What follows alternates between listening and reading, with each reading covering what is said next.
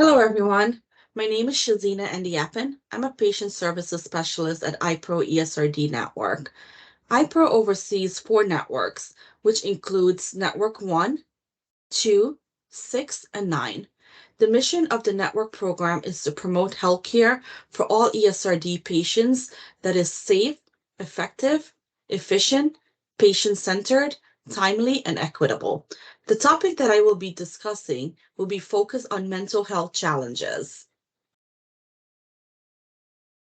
So, on our agenda, we are going to refresh our understanding of mental health, discuss how mental health affects access to care, discuss how to decrease dialysis patient provider conflicts, discuss best practices in preventing patient discharges, and discuss available behavioral health resources.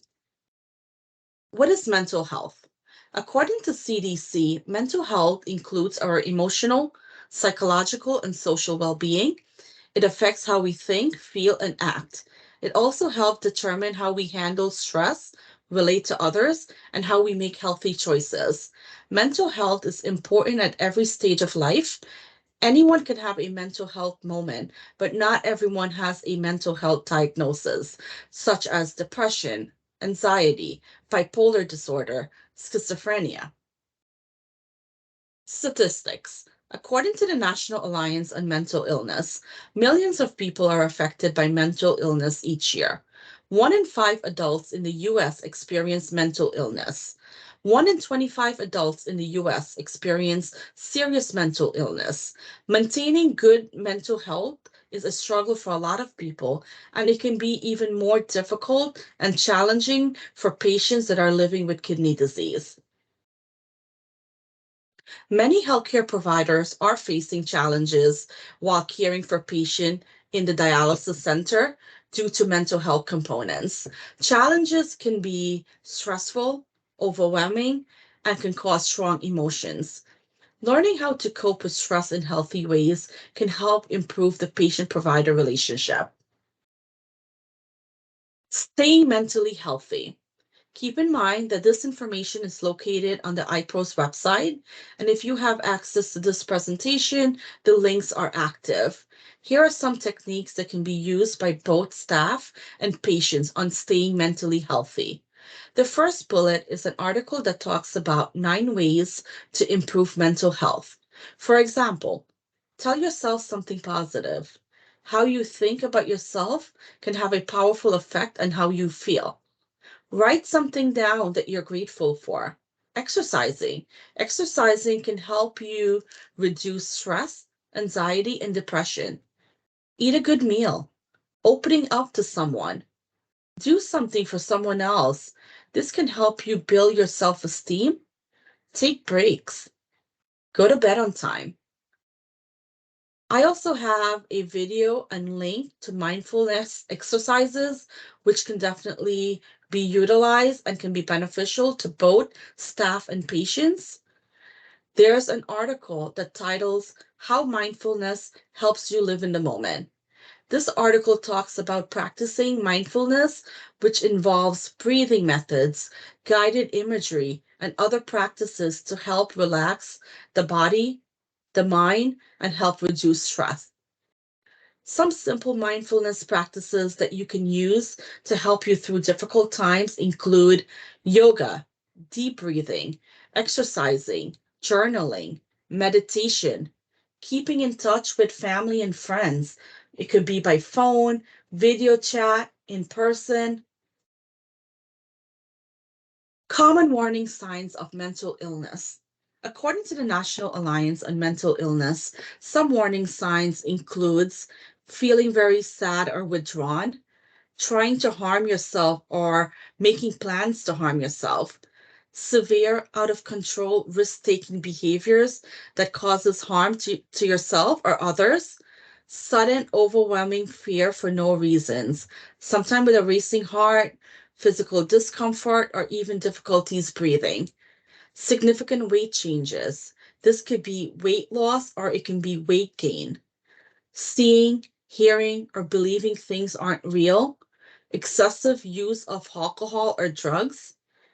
Drastic changes in a person's mood, behavior, personality, or sleeping habits. You can be sleeping too much, too little, extreme difficulties concentrating or staying still, intense worries or fears that get in the way of daily activities, that get in the way of your daily routines.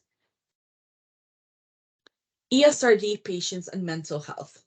ESRD is a life-changing disease that affects all patients differently. As part of the patient's dialysis care team, you should encourage positivity and support patients. Clinic's team should be assessing patients for depressive disorders, substance-related disorders, trauma, social stressors, adjustment disorders.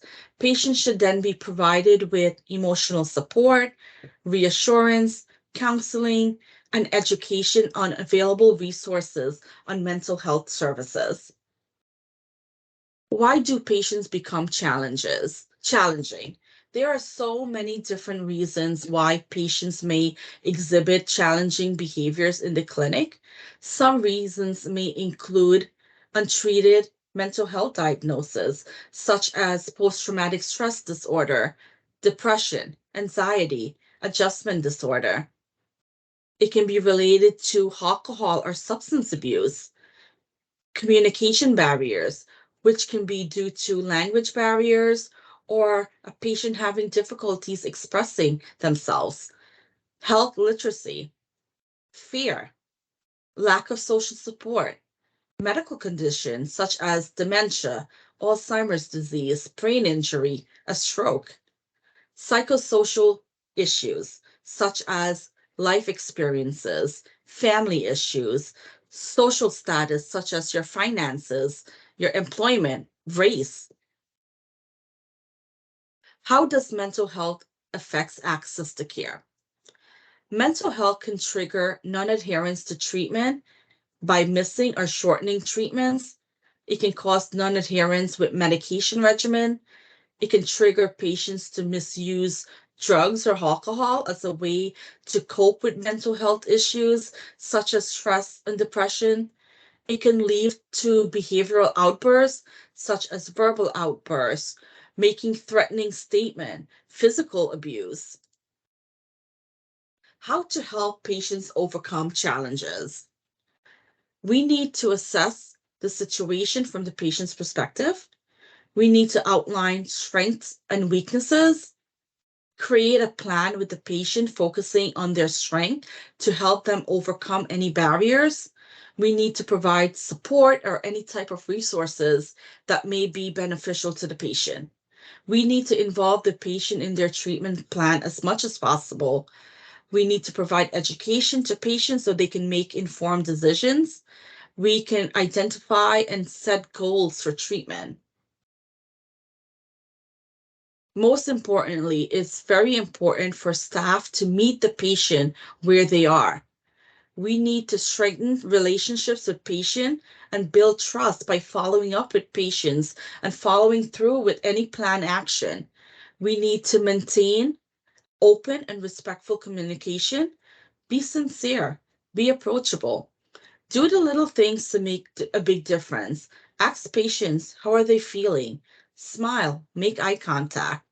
Call patients by their name. Ask patients about something non-dialysis related.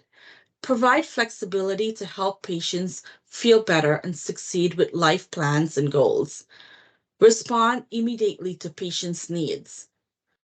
Repeatedly ask for feedbacks. This can be both positive and negative feedbacks. You have to check in regularly, circle back about any issues, options, or discuss resolutions. Encourage patients to participate in peer mentoring to receive additional support and education. Offer mental health resources. Discuss patients' family support. And definitely identify any other community resources that may be beneficial to the patient. How to decrease dialysis patient-provider conflict. For this section, I utilized the NCC Decreasing Dialysis Patient Provider Conflict, the DPC manual. I definitely would like to promote this resource because it's a great resource and it would be beneficial to working with patients and help reducing patient provider conflicts and help build and strengthen relationships. We need to be aware of the existence of health equity. To effectively address health equity, you need to acknowledge the disparities that exist in a clinic. In your clinic, we need to increase cultural awareness of patients and staff, increase your knowledge about different cultures, give patient and staff the opportunity to learn about each other. There are significant inequalities amongst ESRD patients based on racial, ethnic, and socioeconomic status. People of color have a higher chance of being diagnosed with diabetes, high blood pressure, longer wait time for a transplant, higher death rates. We also need to be aware of economic and social conditions that affects our patients. This can be food insecurities, unstable housing, transportation barriers, educational level, employment status, and even mental health status. Self-awareness. Self-awareness is one of the most important component of handling patients' issue at the clinic. We need to be mindful of our actions through our body language. We need to be self-aware. By being self-aware, it will help us understand our emotions and our triggers. It can help decrease our assumptions and biases. It can allow us to be more in control during tense situations and conversations. It can help build more positive relationship between patients and staff. And overall, it can definitely help create a better working environment. De-escalation techniques. De-escalation techniques is so important and definitely needs to be utilized with patients, especially patients that are challenging. Staying calm and relaxed in difficult situation is easier said than done. Arguing or going back and forth with the patient is not the way to get your point across. There are several different ways that you can work on de-escalating a conflict. To work on de-escalating a conflict, you definitely need to create a calm environment. You have to be aware of your physical surroundings, be aware of your thoughts and your feelings. You need to be open to understanding others. It's important to acknowledge the patient or their representative perspective and their feelings. You need to have a non-judgmental approach.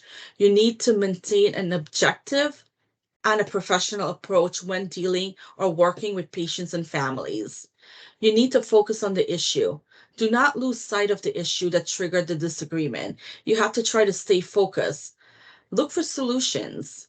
Working together with the patient to find a positive solution can be beneficial to both the patient and the clinic. It can help the patient feels that they're part of the discussion, they're part of the resolution.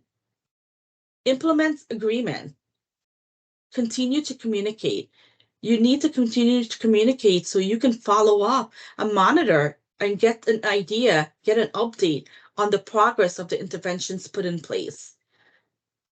Always be open to taking another look. Taking another look, it can be by meeting with staff to discuss other possible ways of responding to a conflict. It can be by providing trainings, evaluating and understanding the root cause of what the conflict is, what started the conflict. Thompson Five Universal Truth of Human Interactions. Thompson's Five Universal Truth applies to all individuals, including our patients. Everyone wants to be treated with respect and dignity.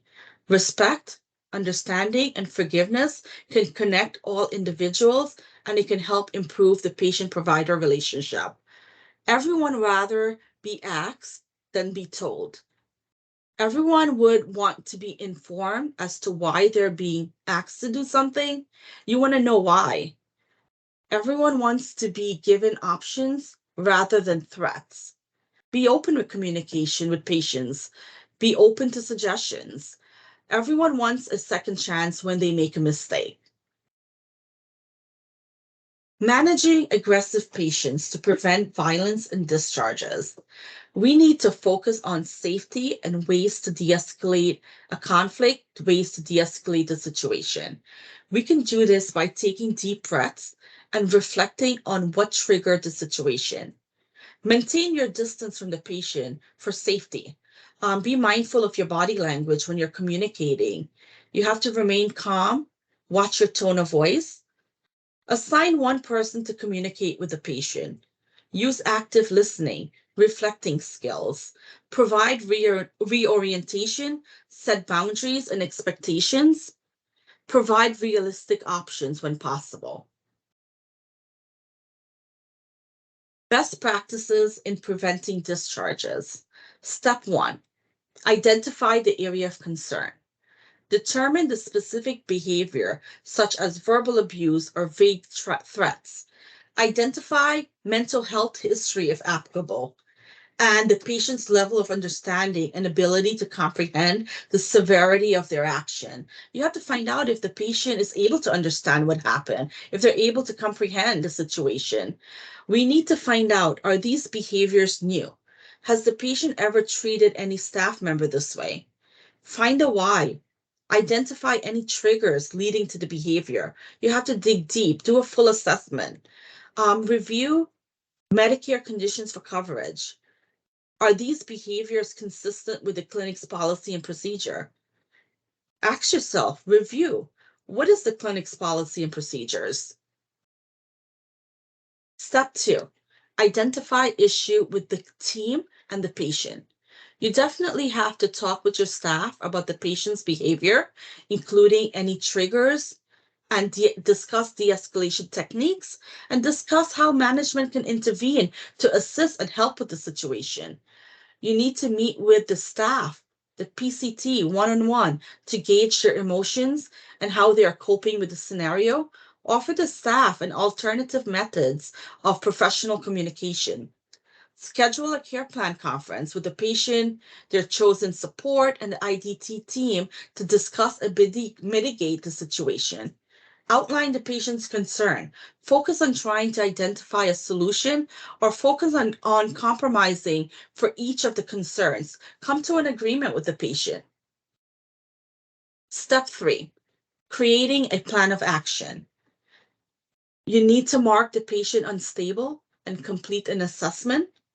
Focus on the root cause of the disruptive behavior and plan interventions. Provide additional education to staff as needed. Generate referrals to external resources if applicable. Document all parts of the action plan, including the issue, the concern related to the ongoing problem. Document every attempt interventions and document the patient response to those interventions. Make sure you're documenting progress notes and the progress that is being made towards the outcome and the goal. Overall, once the patient is no longer at risk, you can remove the patient from the unstable category, but definitely it is important to continue to follow up and provide support to this patient. Seek additional guidance if needed. Contact your lead social worker and regional management. It's good to contact and get others' ideas on what is happening and how you can deal with a situation that is happening. Reach out to your risk department. Speak to your risk management personnel for additional guidance. Refer back to your grievance and involuntary discharge policy, and definitely refer back to CMS conditions for coverage. Call your ESRD network for technical assistance. We can definitely work with you and we can help recommend alternative approaches. We can refer to the quality improvement team for clinical assistance. We can facilitate care conferences. We can act as a liaison to support the patient and the clinic, and we can definitely provide additional resource to help you deal with the situation. Interventions. Some of the interventions that the clinic and the facility needs to take is definitely reviewing patients' rights and responsibility at admission annually, and definitely re-review when you observe a patient is declining or have a behavioral issues that is coming up at the facility. Have open communications with staff. You have to encourage staff, all staff, the PCT, dietitians, nurses, to share any concerns they may be having or experiencing or noticing about a patient. Include routine reviews of the patient code of conducts and behavioral expectation. Offer a care conference to discuss a patient's behavior in detail following an incident with the IDT team. Conduct a root cause analysis to determine recent psychosocial barriers or any changes that is happening in the patient's life. Provide access to regional management network and state surveyor contact to the patients. You have to be proactive. You have to be transparent. Talk with patients or family about the risk, their high risk, and the behavior that is happening in real time. Offer up interventions to help de escalate any negative reaction that may come from the patient. Negative outcomes when mental health is not addressed. Some of the negative outcomes can be patients do not get the opportunity to receive the services and support they deserve. This can help increase the risk of patient-provider conflicts. It can cause patient to be at higher risk for discharges. We all need to work together to provide support to patients to ensure they have access to care. We need to provide education, referral to help address mental health issues before it escalates. Discharging a patient from a clinic should be a last resort. Once a patient is discharged, it becomes very challenging finding placements. Patients are then left to seek treatments in the emergency department, which is already overburdened.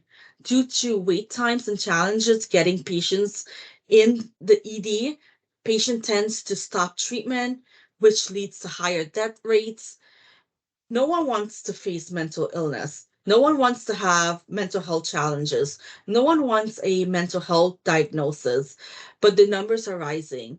We need to find ways to successfully recognize signs and formulate interventions to help support our patients and ensure that they have access to life-saving treatments.